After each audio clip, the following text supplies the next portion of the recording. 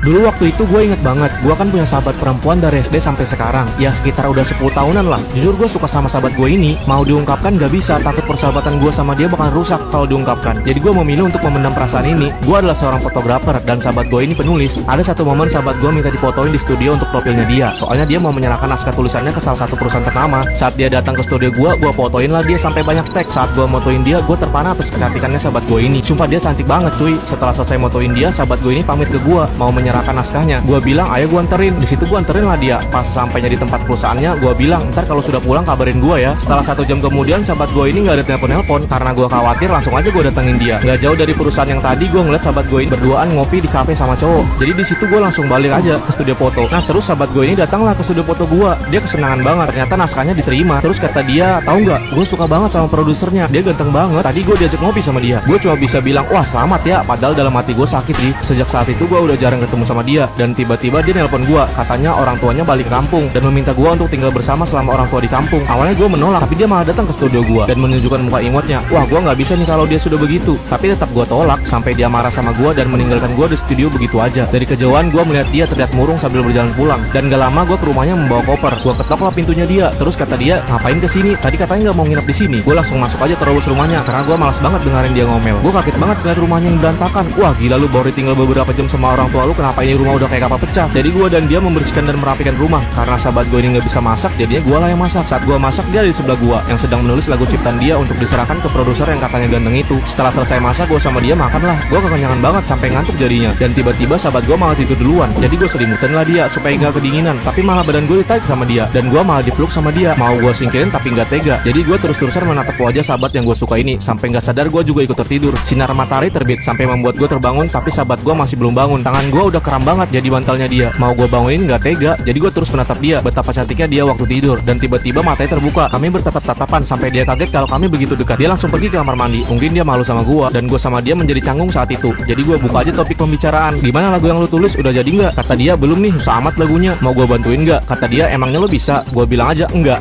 Gue malah ditimpuk pakai buku sama dia. Gue ajaklah dia ke studio gue. Nah di sana ada teman gue. Dia kaget banget gue datang sama sahabat gue karena baru aja gue kemarin curhat sama teman gue kalau sahabat gue ini suka sama produsernya. Dan teman gue ini nyaranin buat gue ungkapin perasaan gue ke dia. Tapi gue nggak bisa ngungkapin. Dan kata teman gue, ingat penyesalan ada di terakhiran. Karena hari udah mulai malam, jadi gue sama sahabat gue memutuskan untuk pulang. Nah jadi gue mandi duluan saat itu. Tiba-tiba teman gue ini nelpon HP gue dan diangkat sama sahabat gue. Kata teman gue, kirim dong foto yang tadi di studio. Terus kata sahabat gue, Ardaunya lagi mandi. Nah teman gue ini nyuruh sahabat gue untuk membuka laptop gue. Tolong buka folder 2023. Di situ ada foto, kirim ke gue ya. Nah laptop gue dibukalah sama sahabat gue ini dan dikirimnya foto yang diminta teman gue. Tapi sahabat gue menemukan folder 2013 sampai 2023 yang berisikan fotonya sahabat gue.